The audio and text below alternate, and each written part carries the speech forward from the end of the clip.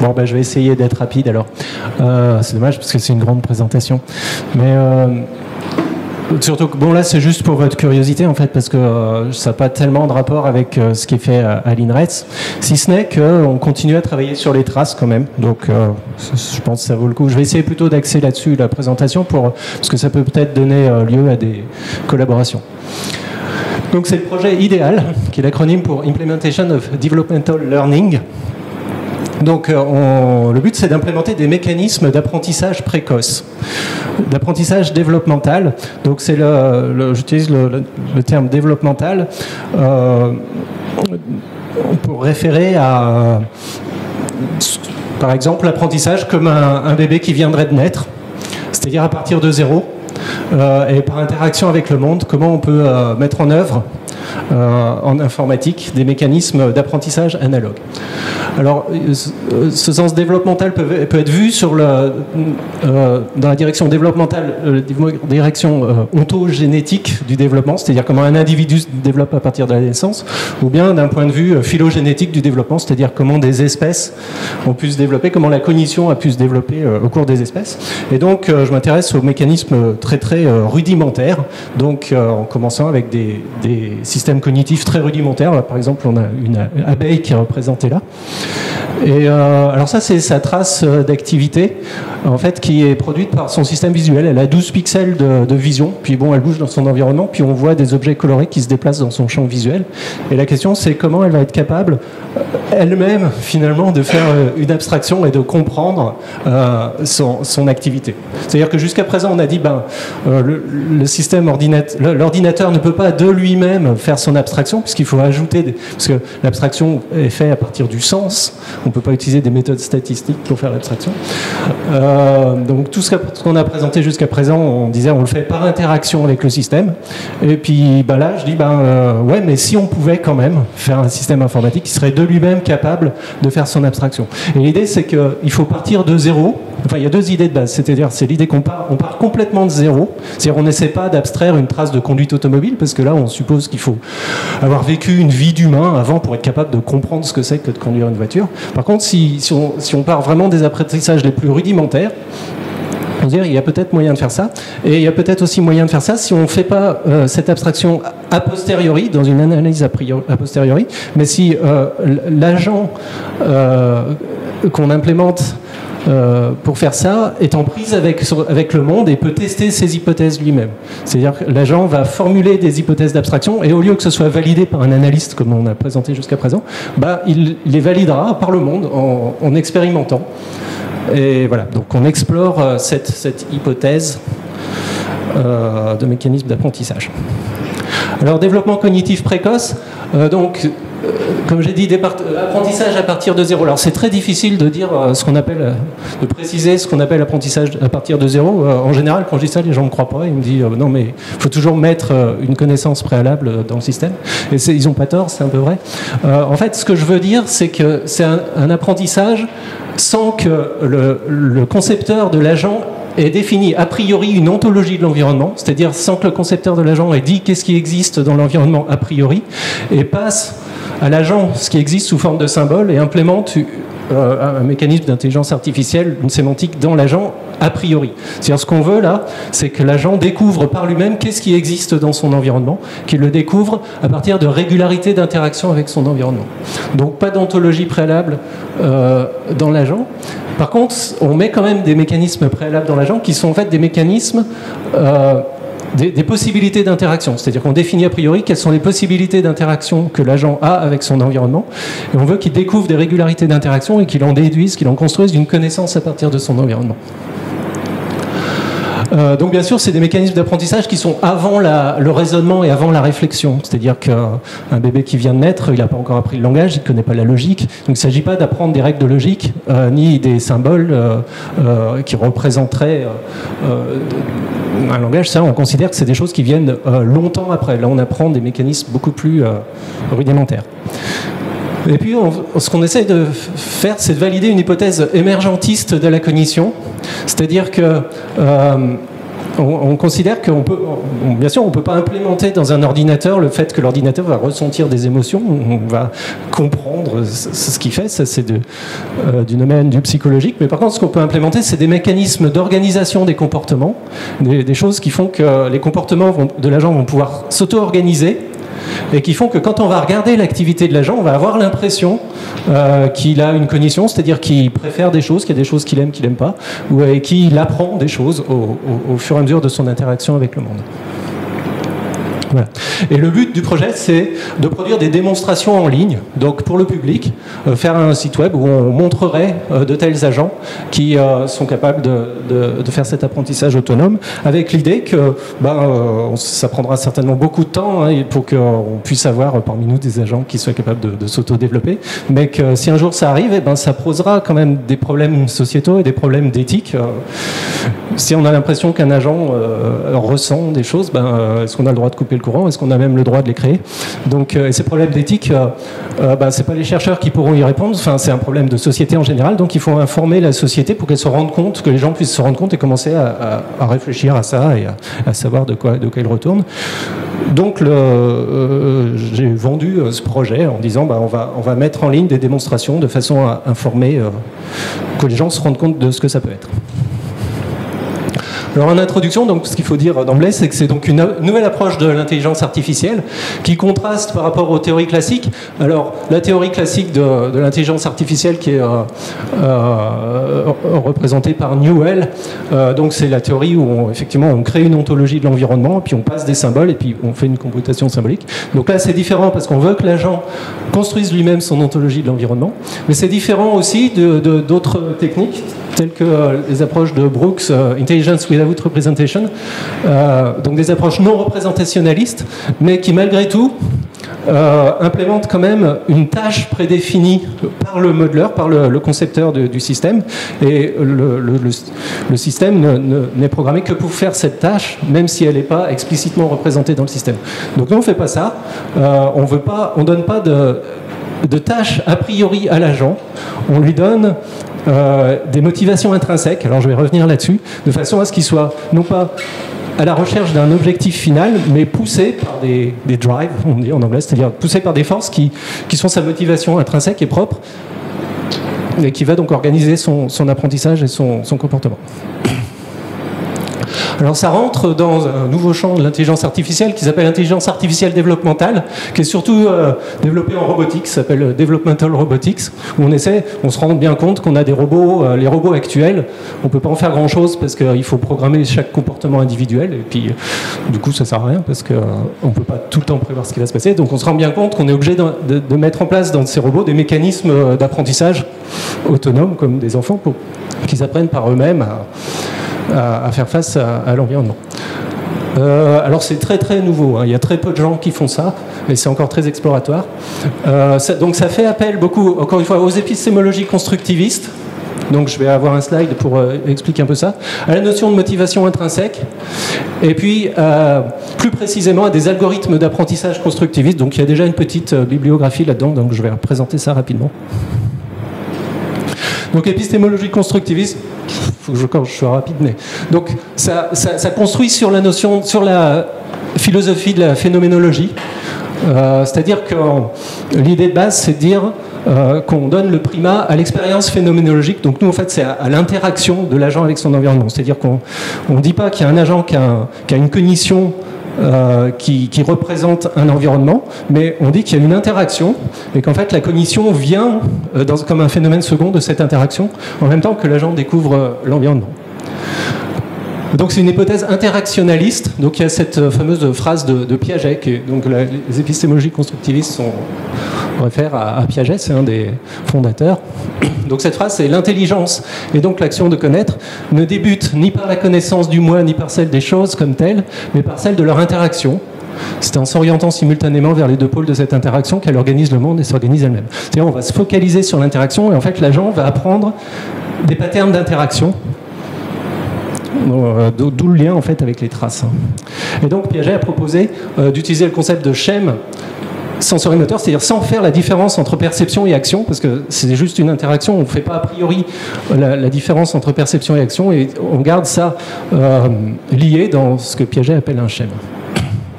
Et donc, il y a aussi donc, le troisième point, c'est l'hypothèse téléologique. Alors ça, c'est assez compliqué à expliquer, mais c'est même, on ne sait pas bien encore d'ailleurs comment c'est, mais en gros, c'est la capacité à s'auto-finaliser de l'agent.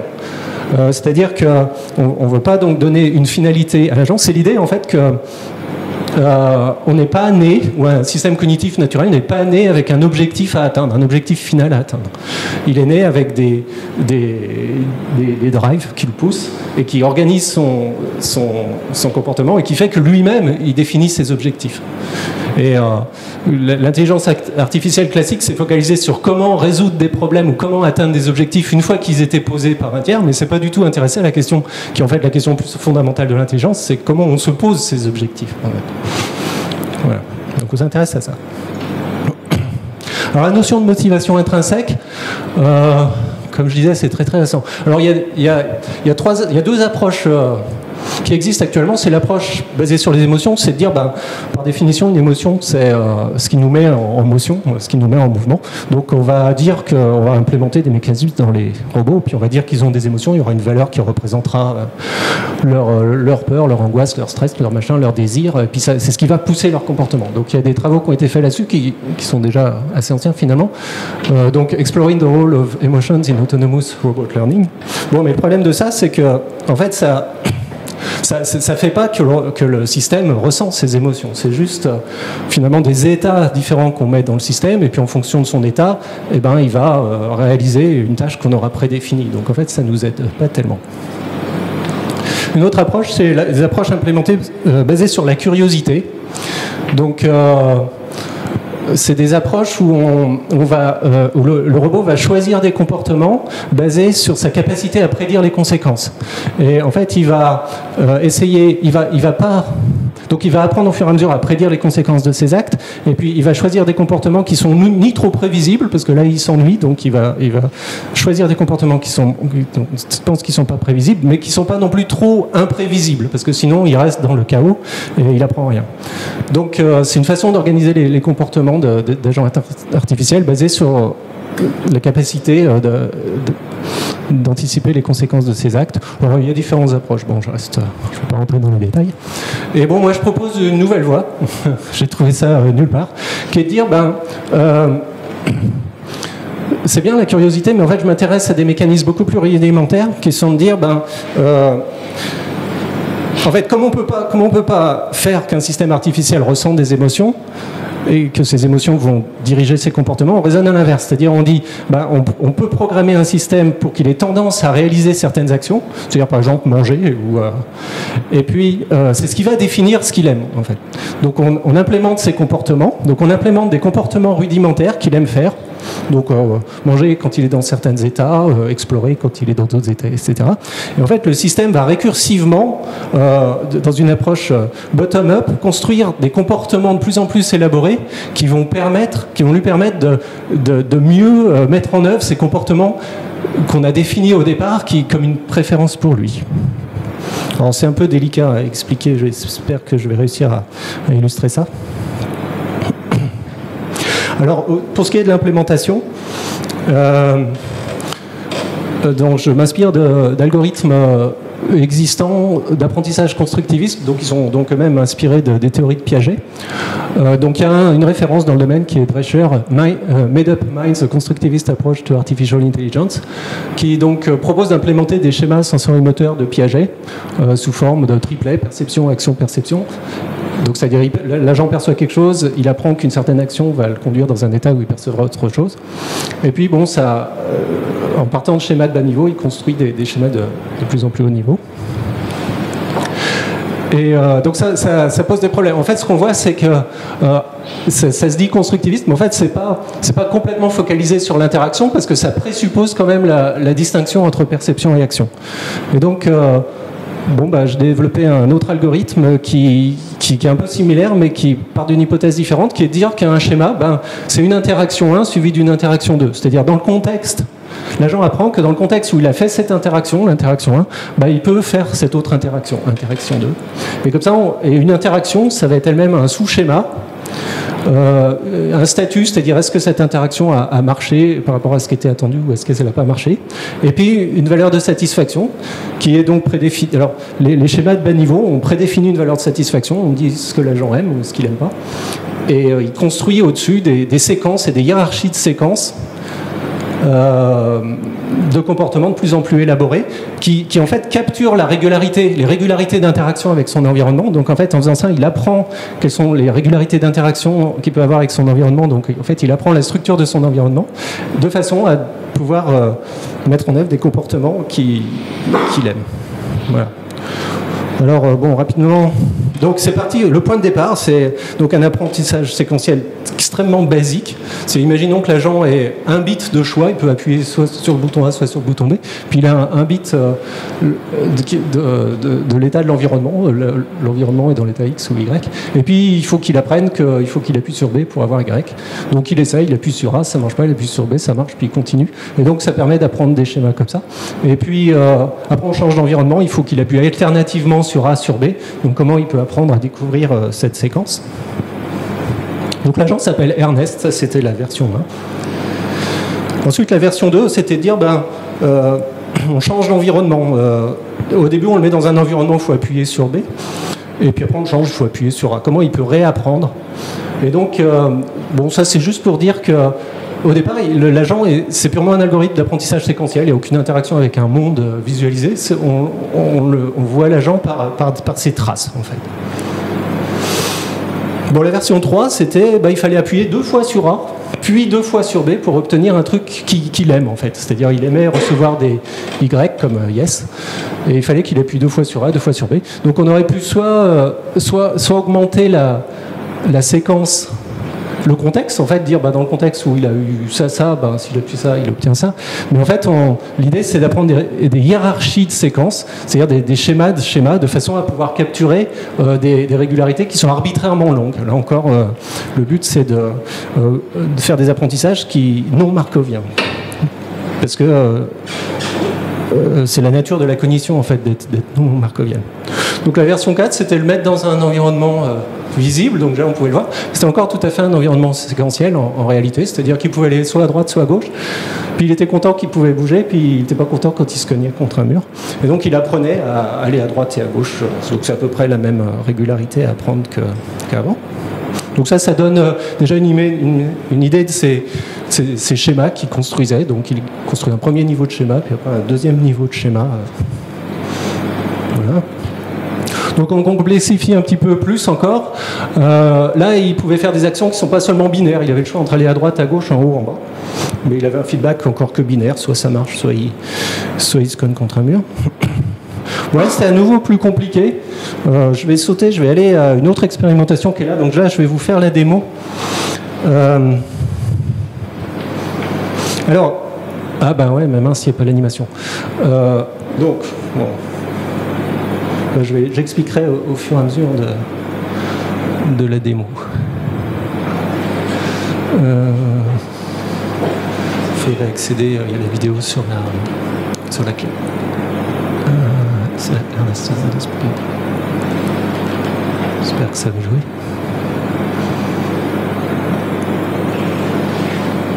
Il y a le son, parce qu'il parle.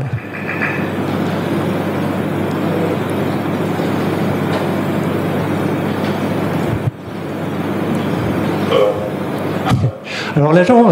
attends, je vais baisser un peu le son. L'agent, il peut faire différentes choses. Il peut toucher devant lui, toucher à droite, toucher à gauche. Quand il touche, ça s'affiche en jaune. Quand vous voyez un jaune, c'est qu'il a touché. Et puis il reçoit un bit d'information s'il y a un mur ou s'il n'y a pas de mur. Et puis il peut soit tourner vers la droite, soit tourner vers la gauche, soit avancer. Et il est complètement aveugle, il ne sait pas s'il y a un mur. Il peut savoir qu'il y a un mur soit en essayant d'avancer, soit en touchant. Et en fait, cette démonstration, c'est pour montrer que, en fait, il a des possibilités d'interaction, donc qui sont soit d'avancer, soit de toucher. Il n'a absolument aucune idée de la structure de son environnement. Il ne voit rien, il ne sait pas qu'il est dans un environnement 2D. Mais en fait, ce qu'il apprend, c'est à utiliser une certaine interaction qui est pas trop coûteuse, qui est l'interaction de toucher, pour se faire une représentation en fait de sa situation, de façon à après pouvoir avancer de manière plus sûre. Donc voilà, là il est à peu près appris.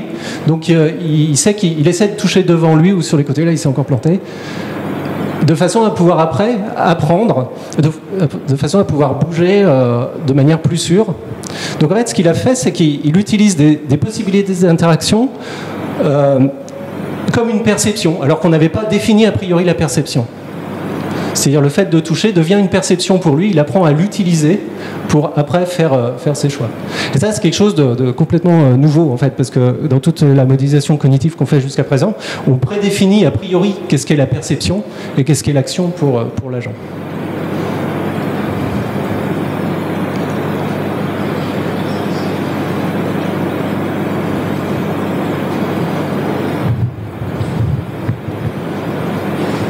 Oui, c'est fini. Voilà. C'est clair ou faut la refaire là? Alors je continue. Alors le problème de ça, évidemment, c'est que c'est un apprentissage purement séquentiel. Donc ça va bien quand on donne à l'agent des régularités séquentielles à apprendre. C'est pour ça qu'il y a ce parcours comme ça. Mais ça donne un peu n'importe quoi quand on met l'agent dans l'espace. Alors ça, c'est ces traces. Oui, alors donc ça illustre donc rapidement en fait. Au départ, il énacte, il met en œuvre des comportements de bas niveau, donc ça représente s'avancer, sentir, etc. Puis après, il agrège des comportements et il apprend des séquences et après il réalise ces séquences comme un tout. Donc là, au step 75, il fait en fait 3 choses. Et puis après, il apprend des nouvelles séquences au-dessus, de plus en plus élaborées. Et l'idée, c'est qu'il valide à chaque niveau. Il valide qu'il a bien capturé une régularité dans l'environnement avant d'apprendre des régularités de régularité. Voilà. Alors la version 8, c'est de le mettre dans un environnement spatial et d'essayer de voir comment il pourrait apprendre des régularités spatiales. Donc là, il a une vue maintenant. Il a en fait 2 pixels de vision qui lui permettent de détecter une cible. Et dans cette expérimentation-là, on se rend compte alors il a une motivation qui est de se rapprocher de cette cible et puis de ne pas cogner dans les murs comme avant. Et on se rend compte avec cette expérimentation qu'avec sa motivation intrinsèque, il arrive à apprendre différentes stratégies pour atteindre une cible. Alors en fait, une fois qu'il a atteint une cible, la cible disparaît, on en rajoute une en mettant la souris, en cliquant sur la grille avec la souris, puis au bout de plusieurs, il se stabilise sur une stratégie. En fait, on se rend compte qu'il y a 2 stratégies, grosso modo, possibles pour faire ça, sachant qu'il peut que avancer d'une case et tourner à 90 degrés.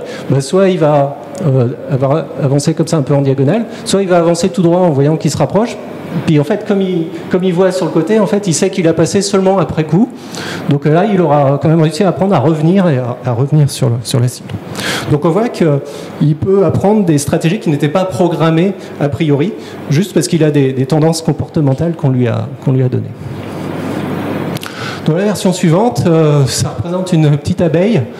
Donc elle a 12 pixels de vision qui sont représentés là, puis qui sont représentés par la trace. Et puis celle-là, elle apprend à se repérer, à utiliser des points de repère dans son environnement pour naviguer. Et donc elle apprend finalement, elle a une motivation intrinsèque qui est d'explorer des saillances, des choses qui sont saillantes dans son champ visuel. Donc elle voit un truc, elle va vers, puis elle goûte. Et alors comme ça, elle se retrouve à aller sur une fleur, puis elle goûte, elle voit que c'est une fleur, ça lui fait donc changer de motivation. À partir de là, elle va revenir à la ruche, puis en fait, elle apprend à se repérer sur des landmarks pour, entre chaque fleur, ramener le pollen à la ruche, puis repartir. Alors encore une fois, ça permet donc de voir qu'à partir d'un apprentissage purement séquentiel, l'agent arrive quand même à avoir un comportement spatial, à capturer des régularités spatiales. Ça, c'est la dernière expérimentation. Là, c'est un petit requin. Alors l'idée de représenter l'agent par un vertébré, c'est qu'il y a commence à y avoir des mécanismes un peu plus élaborés dans le cerveau des vertébrés, notamment des capacités à représenter l'espace. Donc lui, en fait, cet agent, il a quand même des structures préprogrammées qui lui permettent de construire une carte locale autour de où il est, donc les 9 points où il est, en fonction de... Alors, il construit par interaction une carte locale et donc il se repère mieux que la version précédente dans son environnement. Donc on en est là, et on continue à développer, voir jusqu'où on pourra aller. Alors ce qui est important, c'est que les traces d'activité sont un aspect crucial de ça. Donc ça, c'est un des aspects du projet, c'est développer des outils pour de mieux en mieux visualiser les traces d'activité, de façon à pouvoir débugger l'agent, pouvoir mieux expliquer ce que l'agent fait, rapporter son comportement, parce qu'il ne s'agit pas simplement de montrer une performance d'apprentissage, parce que en fait, il y a plein d'algorithmes qui seraient beaucoup plus performants pour faire de l'apprentissage, mais il s'agit de montrer qu'il y a des comportements évolutifs qui apparaissent. Donc on travaille toujours sur la visualisation de traces, donc notamment, comme je disais, Pierre-Yves qui est ici, travaille sur une nouvelle version d'outils qui se rapproche un peu d'abstract et qui permet de visualiser les traces dans ce cas particulier. Donc là, c'est son champ visuel. On voit les choses qui se déplacent dans son champ visuel. Là, c'est sa carte locale, donc un peu représentée. Alors, il y a des informations. Il y a déjà une intégration multimodale. Il intègre des informations tactiles de ce qui touche sur les côtés et de ce qu'il a vu. Là, c'est son niveau de décision. En fait, il voit si des choses se rapprochent de lui ou s'éloignent de lui, donc il prend ses décisions. Là, c'est sa satisfaction intrinsèque, c'est-à-dire en fait, quand c'est dans le rouge, il n'est pas content. Puis quand c'est dans le vert, il est content. Et après, au-dessus, là, c'est des séquences qu'il a apprises. C'est quand il commence à implémenter des séquences comme un tout.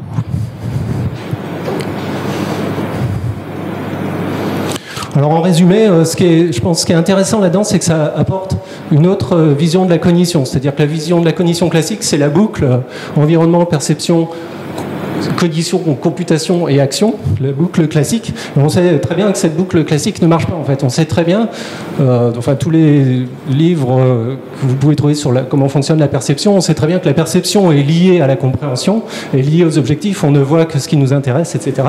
Donc on sait très bien qu'on ne peut pas en fait séparer perception, compréhension et action. De même, on ne peut pas séparer compréhension et action, parce que ce qui donne sens aux choses, c'est la possibilité d'agir. Donc ça permet en fait, pourquoi on reste sur ce schéma-là ? C'est parce qu'on n'en a pas d'autre, en fait. Bien qu'on sache que ça a des limites. Donc ça permet d'offrir un autre schéma qui est de dire on déroule cette boucle, on présente au cours du temps des schèmes, et en fait l'apprentissage et la cognition, ça va être de construire des schèmes de plus en plus élaborés au fil de l'activité de l'agent. Donc ça a l'avantage de préserver l'unité perception-action, comme de nombreux auteurs suggèrent. Ça ancre le sens dans l'activité. Il y a un papier célèbre qui s'appelle The Symbol Grounding Problem de Arnott qui parle de ça. Et puis donc on espère que ça va ouvrir la voie vers d'autres mécanismes d'apprentissage. C'est-à-dire que pour l'instant c'est des mécanismes extrêmement rudimentaires, mais si on en croit des théoristes comme Piaget, c'est des mécanismes qui sous-tendent les apprentissages plus élaborés. Mais bien sûr, tant qu'on ne l'aura pas implémenté, on ne pourra pas être sûr. Donc l'objectif, c'est de voir si on peut les implémenter. Alors les faiblesses du projet, c'est que ça ne sert à rien. C'est des apprentissages extrêmement rudimentaires, et avant qu'on puisse en trouver une utilité, il passera sans doute beaucoup de temps. Ça sert quand même, moi je pense que c'est utile parce que ça sert à comprendre des systèmes intrinsèquement motivés, et ça sert à comprendre les mécanismes fondamentaux de la cognition. Ces mécanismes de très bas niveau, il y a beaucoup de chemin à parcourir avant d'arriver à faire quelque chose d'utile. Voilà, donc en conclusion, on sait que ça ne sert à rien, que c'est pas utile, mais on va quand même faire des démonstrations en ligne pour sensibiliser, pour montrer aux gens ce qu'on peut faire et ce qu'on peut pas faire. Il y a le site, j'invite les gens à s'abonner au flux RSS, c'est un blog, et donc il y a toutes ces démos que j'ai introduites là, et vous pouvez les voir en ligne. Et donc la stratégie du projet, c'est un projet qui va durer 3 ans, qui a déjà passé 6 mois. Donc là, la stratégie, c'est d'augmenter progressivement la complexité, faire des démonstrations de plus en plus élaborées d'apprentissage. Dans des environnements un peu plus élaborés, on est en train de développer avec un autre stagiaire qui travaille avec moi un environnement interactif sur une page web, c'est-à-dire que vous pouvez vous connecter à la page web et commencer à interagir avec l'agent dans un environnement 3D. Donc on vise à enrichir les mécanismes d'apprentissage et aborder la question de la réflexivité. C'est-à-dire que pour l'instant, c'est pas réflexif. C'est-à-dire que l'agent lui-même, il apprend à réagir différemment par rapport à ces stimulations, mais il n'est pas capable de réfléchir sur ses propres... c'est-à-dire d'avoir des simulations mentales, et donc on voudrait s'intéresser à ça. On ne sait encore pas bien comment faire. Voilà, c'est fini.